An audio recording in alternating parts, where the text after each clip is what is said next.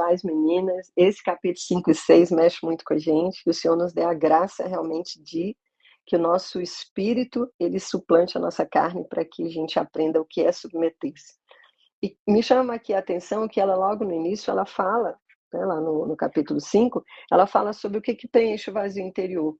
Então, o que preenche esse vazio, esse nosso vazio interior? Ela falou que nem o casamento para ela, nem os filhos, nem as diversões, nem a vida que ela levava, os hobbies, enfim, todas as coisas, nada disso preencheu o vazio interior. E só a vida, entregar a vida para Cristo que fez a diferença.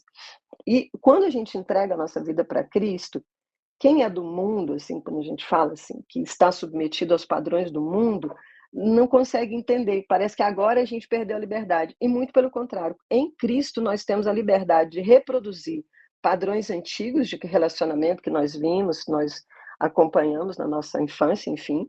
Nós temos essa liberdade de reproduzir ou não. A gente tem a capacidade de escolha. Em Cristo a gente tem liberdade. A gente vai... A injunção que existia, ela diminui a força sobre nós. Então, quando ela fala sobre você ser uma ajudadora do marido, e que lá no Velho Testamento tem que, em várias passagens, que o próprio Senhor se coloca como ajudador de Israel. Então, depois eu vou tentar achar para vocês alguém que explique. Eu não consegui localizar o livro onde eu li isso, mas eu vou conseguir e mando para vocês. Porque quando você, na verdade, tem essa posição que até o próprio Deus coloca também como uma posição dele de ajudador, em algumas passagens, então não é algo que nos diminua, é algo que realmente nos coloca uma ajudadora idônea, é uma ajudadora, é uma auxiliadora, porque o homem, ele necessita, ele precisa do nosso apoio. Então Deus decidiu que o homem precisava do apoio da mulher. Gente, o homem, ele vive muito, ele se move pelo nosso olhar. É uma coisa que nós podemos passar o dia inteiro fazendo as coisas, realizando, fazendo, enfim, amando. A gente, lógico, todos precisamos de um nível de reconhecimento e de amor e uma dinâmica bonita de relacionamento, mas o homem é muito mais movido a ele ter ido lá e feito aquelas coisas. Ele foi lá e fez por você. Porque o pedido no Evangelho, aqui se tem a nossa sujeitar-se, nós temos em Efésios 5 que o marido também ele seja capaz de dar a vida pela sua esposa, como Cristo deu a vida pela igreja. Então, o marido ama a esposa como Cristo ama a igreja. Gente, se o nosso marido nos amar como Cristo amou a igreja, cuidando, zelando, e sendo capaz de morrer por ela, é muito fácil a gente respeitar esse homem. Então, ela vem criando para a gente, né, como é que nós vamos ter essa dinâmica de servir a um homem que também, em contrapartida, é um homem que vai ser capaz de dar a vida por nós, né? Então, uma das coisas que ela coloca aqui é que você passa a encorajar o seu marido, né? A partir do momento que você entende que você tem um compromisso, que ela diz, né? Um compromisso com Deus de ajudar seu marido, e entende isso, que o marido precisa de menos criticismo e desprezo e que a gente fique comandando e falando, você tem que fazer desse jeito, você faz desse jeito, você faz daquilo, por que você não fez ainda? Eu falei, eu te disse, não sei o quê, que são coisas que vão destruir o relacionamento e nós precisamos aprender a respeitar a individualidade do marido. E eu acho até engraçado, porque quando você entende que o seu marido ele se move pelo seu olhar de orgulho, de respeito, o homem entende mais o respeito do que esse amor, e muitas vezes a gente dá ao homem não aquilo que ele precisa, a gente dá aquilo que a gente acha que ele precisa. E quando ela fala que ela não é para a gente presumir mais o que o marido precisa, quando ela pergunta o que eu posso fazer para você hoje, você vê que a primeira coisa que ele falou lá, eu precisava de um botão. Então, muitas vezes, nós não respeitamos, nós passamos por cima, e é quase aquela injunção lá em Adão e Eva, quando você tem aquela coisa da mulher comandar o marido, que é como se fosse uma injunção. Então, é algo que nós precisamos voltar e agora assumir uma nova dinâmica, que é respeitar o outro. O que você precisa? Então, quando nós fazemos isso, que é aprender a respeitar, e é uma coisa que ela fala, né? Aprender a investir no relacionamento como uma carreira. Gente, a diferença entre carreira e emprego, eu já vi alguém falando o seguinte: o emprego é aquilo que você só faz porque estão te pagando, sabe? E a carreira é aquilo que você realmente se dedica de boa. Então, se nós vamos ser ajudadoras idôneas, auxiliadoras idôneas, né? O homem precisa do nosso apoio. Como que nós vamos fazer esse apoio, né? E muitas vezes a gente brinca, né? Nossa, a gente compra o marido na planta, né, gente? Então, nós temos aí que um grande trabalho pela frente, junto com o Senhor, para que o nosso casamento seja realmente aquele lá, a mulher respeitando o marido e o marido dando a vida por ela, né? Então, essa mudança de vida, a gente vai precisar se questionar, né, se o meu jeito é o jeito certo. Eu é que sei o que é certo, eu que vou comandar tudo, eu vou mandar como tem que ser, o meu marido ele precisa fazer do jeito que eu quero, do jeito que eu penso, ou eu vou realmente descobrir o que ele precisa, a linguagem de amor do marido, respeitar o tempo que o marido precisa ficar, às vezes, só, ficar no cantinho dele, mas, ao mesmo tempo, entender que nós fazemos um time, porque em vários momentos aqui, ela coloca na página 64 também, ela fala que deixa eu pegar aqui, olha, você é um time, vai fazer integrar. Desde que as suas palavras reflitam sua decisão de ajudar seu marido, de integrar um time com ele e fazer da sua ajuda a sua carreira. Então, é um time joga junto, vamos trabalhar junto. Porque eu quero e eu busco um equilíbrio entre que o meu marido ele é capaz de dar vida por mim, ou seja, ele caminha na frente. Sabe que uma das coisas que eu mudei, gente, foi a dinâmica lá atrás, quando eu fui entendendo isso, eu percebia que eu que puxava meu marido. Então, quando você coloca o seu marido, você entra num lugar, num restaurante, em algum lugar, é seu marido que vai à frente. Por que o marido vai à frente? Porque, gente, se vier um tiro, é ele que leva primeiro. Eu não sei se a Tati falou sobre isso, mas essa é aquela capacidade que o marido, não é porque ele está mandando em você, é porque ele é a proteção, é ele que tem essa coragem, essa capacidade de dar a vida por você, porque você daria a vida para o seu marido, mas pelos seus filhos. Não sei se vocês estão, se eu estou conseguindo me fazer, né? Então, você deixar seu marido carregar as compras. Um dia eu estava vendo no shopping uma mulher grávida que ela percebeu, o manobrista levou o carro e ela percebeu, ela devia estar com 7 meses, o marido no celular, assim, não estava com uma cara preocupada, assim. E o bebezinho, um outro bebezinho no carrinho, ela saiu correndo atrás do carro do manobrista para pegar alguma coisa e o marido estava lá. Depois ele até entrou, gente, pro ar-condicionado.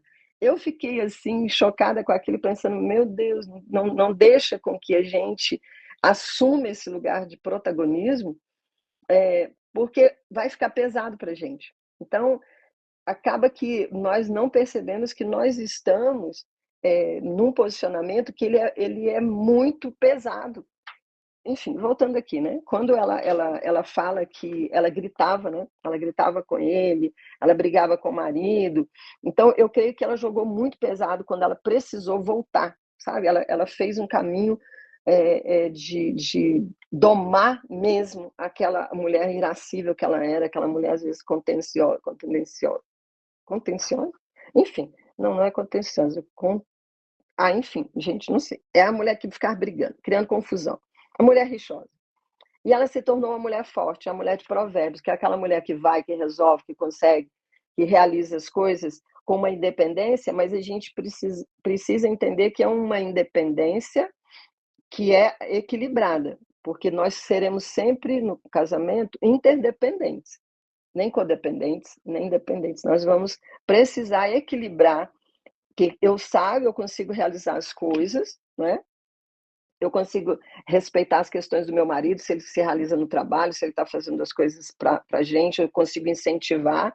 Eu não vou humilhar o meu marido quando eu preciso de alguma coisa, amar coisas financeiramente falando, às vezes, se a situação está difícil, a gente não vai ficar escondendo compras, fazendo coisas que realmente vai desgastar mais o relacionamento. Eu vou incentivá-lo a que ele vá em busca daquilo que a gente precisa, do melhor para a família, mas eu não vou ficar num relacionamento em que eu fique competindo com meu marido. O meu compromisso vai ser primeiro com Deus. Ela sempre enfatiza isso, que o compromisso dela é com Deus primeiro, né? Eu acho isso muito, muito bonito, porque ela se coloca numa posição que você vê que está muito a mulher de Provérbios, que é uma mulher que não depende que o homem a gerencie emocionalmente, porque um homem, gente, ele não consegue nos, como é que a gente fala? Quando você precisa de alguém para te tranquilizar, sabe? Me fugiu a palavra agora, mas enfim, a gente precisa aprender a emocionalmente se cuidar.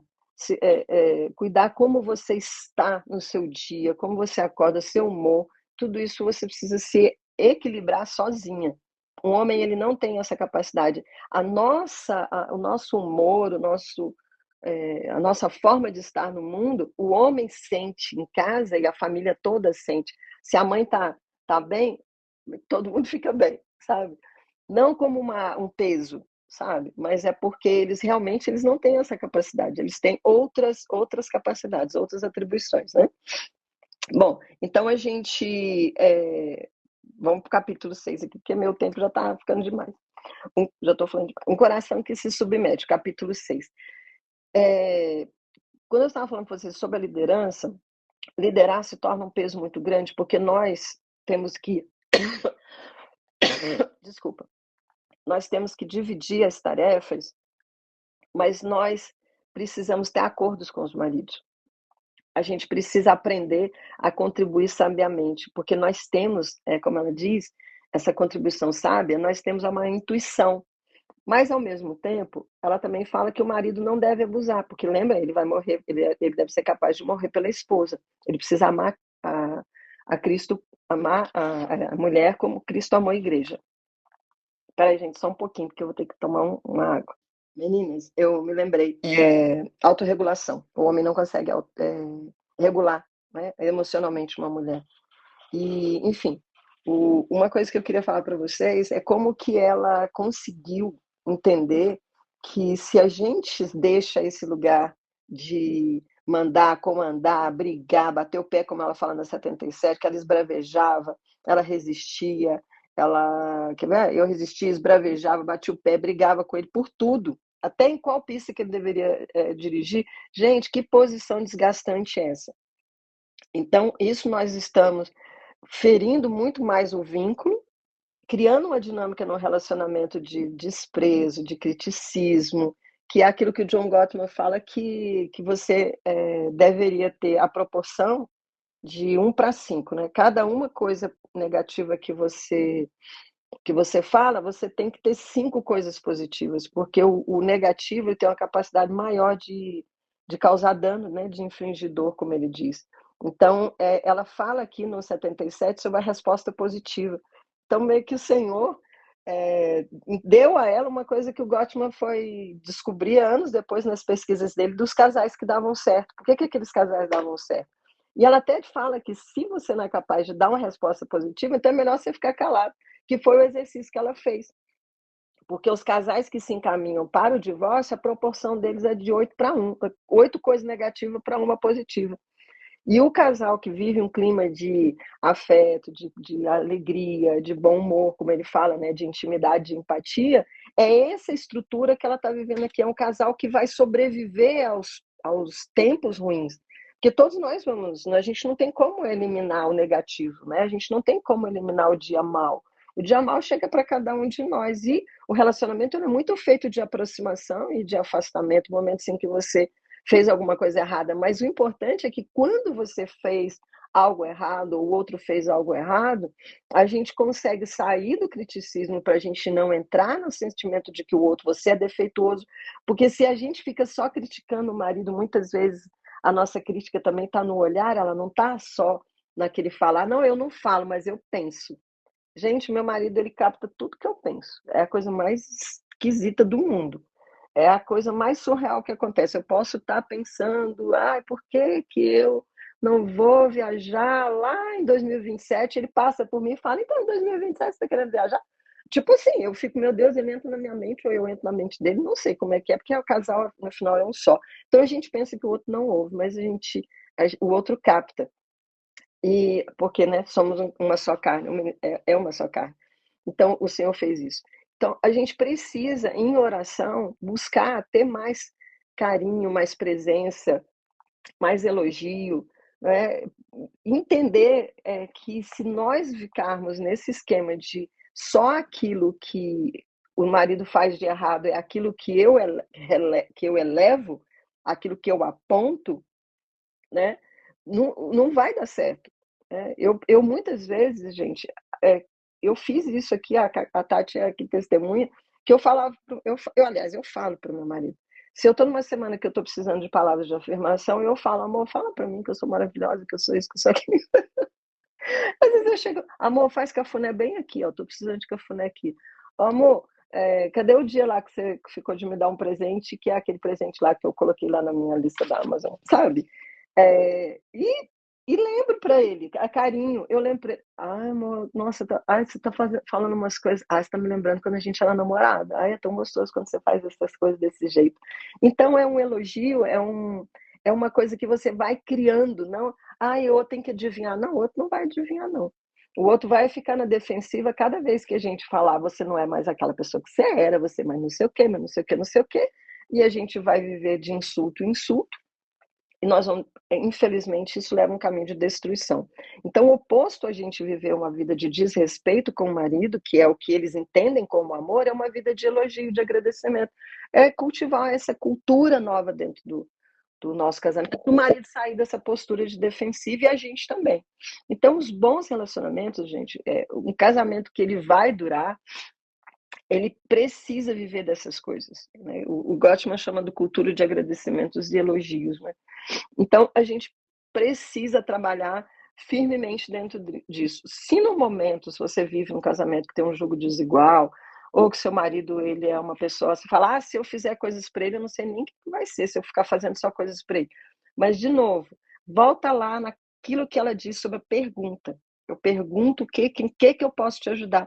Não presuma que o seu marido precisa que você vá lá e arrume a gaveta. Uma vez eu fiz isso para o meu marido e ele é muito organizado, mas às vezes ele tem essa coisa de homem de gostar de guardar umas tranqueirinhas, e eu só organizei. Gente, parecia que eu tinha, assim, era a Terceira Guerra Mundial que estava assim instalado.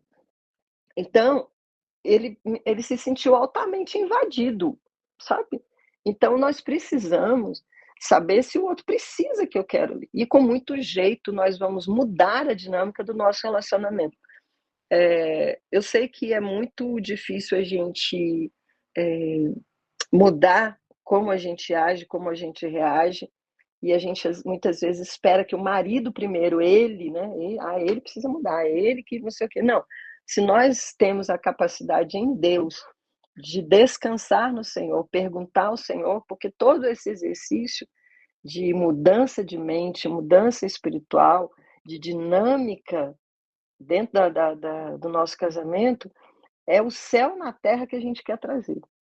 Então, nós vamos ser capacitados pelo Senhor em oração, em estudo da palavra, em mudança de mente, para que nós podemos construir um relacionamento baseado no meu melhor e no melhor do meu marido, né? Sabendo que dias difíceis vão vir, dias desafiadores vão vir, mas nós teremos forças em mais coisas boas para a gente se lembrar, né? E, gente, mesmo que a sua dinâmica tenha sido muito difícil lá na sua família, você tenha visto, o seu marido tenha visto coisas muito difíceis, quando a gente está entregue ao Senhor, Ele nos dá, de novo, aquilo que eu falei lá no primeiro áudio, capacidade de escolher uma nova vida, uma vida diferente. O Senhor, Ele é capaz de escrever uma nova história, sabe? E a gente parar de viver gerando mágoas que geram reações, que faz com que o outro fique hipervigilante à crítica. Aí se você olha, o outro olha para você, você já reage lá em cima, sabe? Na alta, como eu gosto de falar. Então a gente precisa aprender a estar no lugar de paz dentro da gente. Para isso, os primeiros capítulos lá que a gente já leu, eles precisam estar realmente dentro da gente. É em nome de Jesus que a gente consiga isso, porque o Senhor, Ele é por nós, e maior é aquele que está em nós do que aquele que está no mundo. Amém? Bom final de semana, meninas. Beijo.